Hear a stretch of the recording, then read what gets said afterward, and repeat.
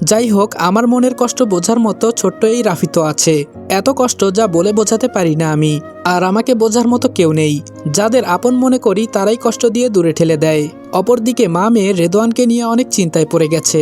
এত অত্যাচার করার পরেও যাচ্ছে না, খেতে না দিলেও বলে না খেতে দেন, তবুও আছে সে, কিছুই বুঝতেছে না। আর এই রেদওয়ান বাসায় এসেছে থেকে সাথী মোর্শেদা বেগম রাতে কোনো পার্টিতে যেতে পারছে না। রেদওয়ানের কারণে কাউকে বাসায় নিয়েও আসতে পারতেছে না। রেদওয়ান সময় পেলেই নামাজ কালাম জ্ঞানের কথা বলে। এই রেদওয়ানের জন্য কোনো মডার্ন ড্রেস পরতে পারে না তারা। সাথী বলল, মামুনি এত কিছু করার পরও তো ওই ছোট লোকের বাচ্চাকে বিদায় করতে পারলে না। মামুনি, ওই এতিমের বাচ্চার জন্য নিজেদের স্বাধীনতা হারিয়ে ফেলেছি। মোর্শেদা বলল, তোর বাবাকে তো ভয় হয়, না জানি কবে তোর বাবাকে সবকিছু বলে দেয়। আর তো কোনো উপায় দেখতেছি না। সাথী বলল, উপায় একটা আছে মামুনি, যদি তুমি আমাকে সাহায্য করো। মোর্শেদা বলল, কি, তাড়াতাড়ি বল। তখন সাথী তার মায়ের কানে কানে সব কথা বলে দেয়। সাথীর এমন প্ল্যান শুনে মোর্শেদা বেগম অনেক খুশি হলো আর সাথীকে জড়িয়ে ধরে চুমু খেতে থাকলো। আমি আর রাফি খেলা শেষ করে বাসায় ঢুকলাম। মোর্শেদা বেগম বলল, আজকে আর আমাকে বাজারে যেতে হবে না। আজ মোর্শেদা বেগম নিজেই বাজারে যাবে, তার কিছু কেনাকাটা বাকি আছে, আর সাথে রাফিকে নিয়ে যাবে। মোর্শেদা বেগম বাসা থেকে বের হবার সময় সাথীকে চোখ টিপ দিয়ে রাফিকে নিয়ে বের হয়ে গেল। মোর্শেদা বেগম যাওয়ার প্রায় 2 ঘন্টা হলো, তবুও আসলো না। আমি আমার রুমে পড়তেছি, এমনিতেই অনেকদিন ভার্সিটিতে যেতে পারি নাই। হঠাৎ করেই সাথী আমাকে তার রুমে ডাক দিল। আমি সাথে সাথে তার রুমে চলে গেলাম। আমি সাথীর রুমে ঢোকা মাত্র সাথী আমাকে বিছানায় ফেলে দেয়। আমার শরীরের উপর উঠে সাথী তার নিজের গায়ের জামা ছিঁড়ে ফেললো। আমি তাকে বারবার বলতেছি, এসব কি করতেছেন ম্যাডাম, কিন্তু সাথী তা শুনতেছে না। আমাকে সাথীর রুমে ঢুকতে দেখেছে কাজের বুয়া, কিন্তু আমি সাথীর রুমে ঢোকার পর দরজা বন্ধ করার মানে সে বুঝলো না। হঠাৎ করে সাথী বাঁচাও বাঁচাও বলে চিৎকার করতে থাকলো। আমি বললাম, আমি আপনাদের কি কারো কোনো ক্ষতি করেছি? তাহলে আমার সাথে এমন নাটক করেন কেন, এত অভিনয় করেন কেন? আজকে আমাকে কাঁদাবেন, ইনশাআল্লাহ একদিন আপনাকেও কাঁদতে হবে। দুনিয়ার ধার দুনিয়ায় শোধ হয়। এখন আমাকে কাঁদিয়ে নিজে হাসি খুশি আছেন, এমন একদিন আসবে আপনাকেও খুব কাঁদতে হবে। সেদিন আমার চেয়েও বেশি কষ্ট পাবেন। এটা আমার অভিশাপ না, এটা আল্লাহর ইচ্ছা। আর অন্যায়ের সাজা ভোগ করতে হবে, মনে রাখবেন। সাথীর চিৎকার শুনে কাজের বুয়া দরজা ধাক্কাতে থাকে। এদিকে আমি সাথীকে বারবার বলতেছি, প্লিজ আমার শরীরের উপর থেকে উঠুন। আর এভাবে নিজের শরীরের কাপড় ছিঁড়ে চিৎকার করতেছেন কেন ম্যাডাম? সাথী আমার কোনো কথাই কানে নিচ্ছে না, তার মতো করে বাঁচাও বাঁচাও বলে চিৎকার করতে থাকে। এদিকে কাজের বুয়া দরজা ধাক্কা দিতে থাকে, কিন্তু দরজা খুলে না। হঠাৎ সেই সময় রাজু সাহেব বাসায় ঢুকে তার মেয়ের রুম থেকে চিৎকারের আওয়াজ শুনতে পায়, আর কাজের বুয়াকে দেখে সাথীর দরজার সামনে। রাজু বলল, বুয়া কি হয়েছে, এভাবে সাথী চিৎকার করতেছে কেন? বুয়া বলল, বড় সাহেব রেদওয়ান স্যার আফামনির রুমে ঢুকে দরজা বন্ধ করে দিয়েছে, আর তখন থেকে ছোট আফামনি বাঁচাও বাঁচাও বলে চিৎকার করতেছে। রাজু বলল, সাথী মা দরজা খোল। সাথী যখন বুঝলো তার আব্বু, তখন সে বলতেছে, স্যার আমাকে এভাবে নষ্ট করবেন না, আমি আপনার বোনের মতো, প্লিজ ছেড়ে দেন আমাকে। আব্বু আম্মু বাঁচাও আমাকে, রেদওয়ান স্যার আমার ইজ্জত নষ্ট করে দিল, কে কোথাও আছো বাঁচাও আমাকে। সাথীর এমন কথা শুনে রেদওয়ানের যেন বাকশক্তি হারিয়ে গেল। রাজু সাহেব সেই তখন থেকে দরজা ধাক্কা দিতেছে, কিন্তু খুলতেছে না। শেষে যখন খুব জোরে ধাক্কা দিল তখন দরজা ভেঙে গেল, আর সাথী সাথে সাথে নিচে চলে গিয়ে রেদওয়ানকে উপরে তুলে দিল। এমন খারাপ অবস্থায় সাথী আর রেদওয়ানকে দেখে রাজু সাহেব যেন স্তব্ধ হয়ে গেল। যখন জ্ঞান ফিরল তখন বিছানা থেকে রেদওয়ানকে সাথীর উপর থেকে তুলে ধাক্কা দিয়ে মেঝেতে ফেলে দিল। রাজু সাহেব তার কোমর থেকে বেল্ট খুলে রেদওয়ানকে ইচ্ছামতো মারতে থাকলো, আর রেদওয়ান বাবা মা বলে চিৎকার করতে থাকলো। কিন্তু রেদওয়ানের এমন আর্তনাদ রাজু সাহেবের কান পর্যন্ত পৌঁছাচ্ছে না। রেদওয়ানকে এমন মার মেরেছে যে গায়ের চামড়া ছিলে গেছে, কালো শার্টটা রক্তে চকচক করতেছে। রেদওয়ান কতবার যে রাজু সাহেবের পা জড়িয়ে ধরেছে তার হিসেব নেই। সেই সময় মোর্শেদা বেগম রাফিকে নিয়ে বাসায় ঢুকে তিনি দেখেন রেদওয়ানকে তার স্বামী বেল দিয়ে গরুর মতো পেটাচ্ছে।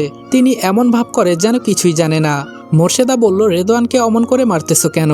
রাজু বলল, এই এতিমের বাচ্চা আজকে আমার কলিজার টুকরা মেয়ের ইজ্জতের উপর হাত দিয়েছিল। যদি আমি সময় মতো বাসায় না আসতাম তাহলে আজকে সে আমার মেয়ের কি যে করত, এটা আল্লাহ তাআলাই ভালো জানে।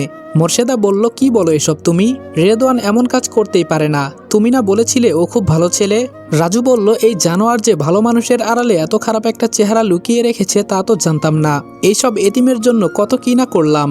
আজকে সেই এতিমের বাচ্চা আমার বাসায় থেকে আমার খেয়ে আমার মেয়ের সর্বনাশ করতে চেয়েছিল। এমন সময় হঠাৎ সাথী দৌড়ে এসে তার মাকে জড়িয়ে ধরে কাঁদতে থাকে। সাথীর এমন নেকা কান্না দেখে তার মাও কান্না করতে থাকে। মা মেয়ে এত সুন্দর করে কান্না করতেছে, মনেই হবে না তারা অভিনয় করতেছে। মোর্শেদা বলল, আগেই বলেছিলাম তোমাকে, দেখলে তো আজকে তার প্রমাণ।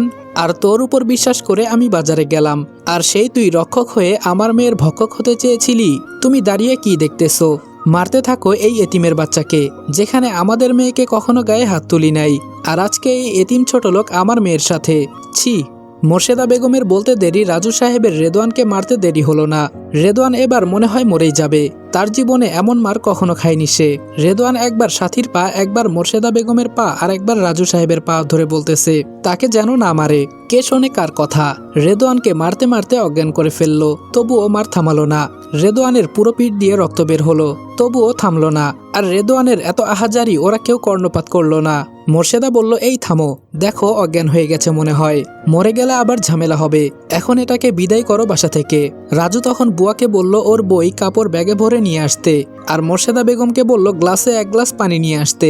বুয়া গেল রেদওয়ানের রুমে কাপড় ভরতে, আর মোর্শেদা বেগম 1 জগ পানি এনে দিল রাজুর কাছে। রাজু সেই 1 জগ পানি রেদওয়ানের মুখে সবটা ঢেলে দিল। সাথে সাথে রেদওয়ানের জ্ঞান ফিরে আসলো, কিন্তু কথা যে বলবে তার কোনো শক্তি পাচ্ছে না। চোখ মেলে তাকিয়ে দেখে রাজু সাহেব রাগীভাবে তাকিয়ে আছে, আর সাথী মোর্শেদা বেগম মুচকি মুচকি হাসতে থাকে। রাজু বলল, এই এক্ষুনি বাসা থেকে বের হয়ে যা, তোর কোনো স্থান নেই আমার বাসাতে। রাজু সাহেবের এমন কথা শুনে ছলছল চোখে তার দিকে তাকিয়ে থাকলো রেদওয়ান। এতক্ষণ যত কথা বলেছে মেরেছে, এতে রেদওয়ানের যত কষ্ট হয়েছে তার থেকেও বেশি কষ্ট পেল বাসা থেকে বের হয়ে যাওয়ার কথা শুনে। রেদওয়ান বলল, চাচা আমি কোথায় যাব, আমার তো আপন কেউ নেই, আর আমি রাস্তাঘাটও চিনি না। রাজু বলল, এই এতিমের বাচ্চা, কাকে চাচা বলিস? আর কে তোর চাচা? তুই কোথায় যাবি, কার কাছে যাবি তা কি আমি জানি? রেদওয়ান বলল, চাচা এমন নির্দয় হবেন না, আপনাদের ছেড়ে কোথাও যাব না আমি। রাজু বলল, তুই যাবি, তোর মরা বাবা মাও যাবে, জানোয়ারের বাচ্চা। এত কিছু করার পরেও তুই কিভাবে ভেবেছিস আমি তোকে আমার বাসায় জায়গা দিব? রেদওয়ান আবারও রাজু সাহেবের পা জড়িয়ে ধরে কান্না করতে থাকলো, তাকে যেন বের না করে দেয়। রাজু সাহেব লাথি দিয়ে রেদওয়ানকে সরিয়ে দেয়।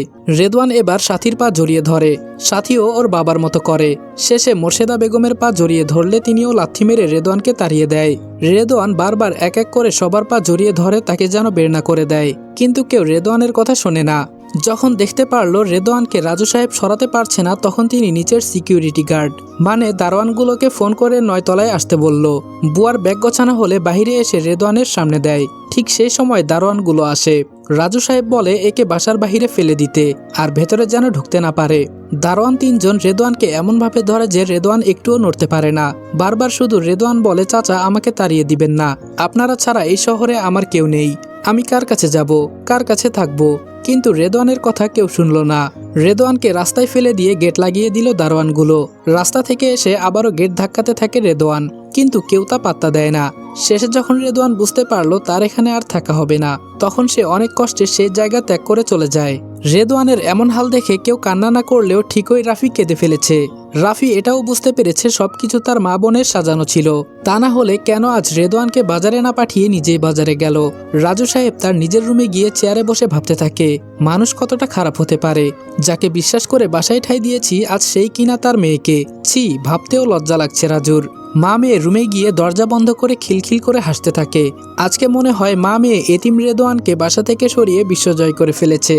সাথী বলল, দেখলে তো কিভাবে তাকে তাড়িয়ে দিলাম। মোর্শেদা বলল, দেখতে হবে না মেয়েটা কার, এখন থেকে আমাদের আর কোনো বাধা নেই, আমরা আজকে থেকে স্বাধীন, যা খুশি তাই করতে পারবো। সাথী বলল, বাবা বাসায় নিয়ে এসেছিল, আজকে বাবাই তাকে তাড়িয়ে দিল। মোর্শেদা বলল, তুই কেমন করে বুঝলি যে তোর বাবা এসেছে সেই সময়? সাথী বলল, আমি জানালার কাছে দাঁড়িয়েছিলাম মা, যখন দেখলাম বাবা ঘরে ঢুকতেছে তখনই রেদওয়ানকে ডেকে এনে দরজা লাগিয়ে দিয়ে জামা কাপড় ছিঁড়ে ফেলা শুরু করি, আর তারপর সবকিছুই তো জানো। মোর্শেদা বলল, বাহ, মেয়ে আমার দেখি পাক্কা খেলোয়াড়, আজকে থেকে আর তোকে রাত জেগে পড়তে হবে না, আমি আছি তো নাকি? মা মেয়ে এমন খুশি যেন আজকে আকাশে ঈদের চাঁদ উঠেছে। তাদের মন আজ এত উৎফুল্ল যা বলে বোঝানোর মতো না। রাতে সবাই একসাথে খেতে বসে। সেই সময় কাজের বুয়া রাজু সাহেবকে বলে, সাহেব আমি আর এ বাসাতে কাজ করবো না। রাজু বলল, মানে কেন করবি না তুই? তোকে কি বেতন কম দেই নাকি খেতে দেই না? বুয়া বলল, সাহেব আজকে রেদওয়ান বাবাজির সাথে যা করলেন তা যে আমার সাথে করবেন না তার কি নিশ্চয়তা আছে? রাজু বলল, রেদওয়ান অপরাধ করেছে, তার সাজা পেয়েছে। বুয়া বলল, সাহেব রেদওয়ান বাবাজি কোনো অপরাধ করে নাই, আপনার মেয়ে রেদওয়ান বাবাজিকে তার রুমে ডেকে দরজা বন্ধ করে দেয়, আর রেদওয়ান বাবাজি এ বাসাতে এসেছে থেকে কাজের ছেলের মতো বাসার সব কাজ করেছে, এমনকি একদিনও সে ভার্সিটিতে যেতে পারে নাই।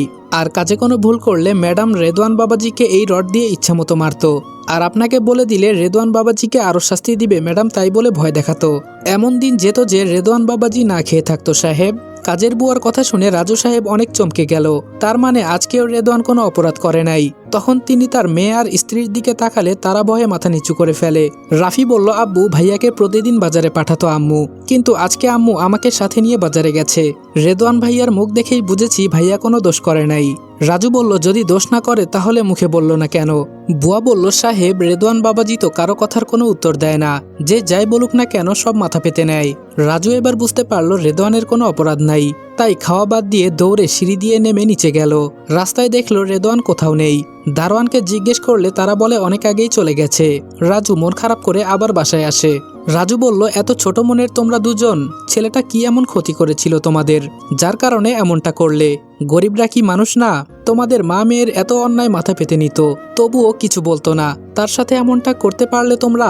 নিজেদের অপরাধ বুঝতে পেরে মা মেয়ে দুজনের রাজুর পায়ে ধরে ক্ষমা চায়। রাজু বলল, আমার কাছে তো তোমরা কোনো অপরাধ করো নাই, যার কাছে করেছ তার কাছে যাও।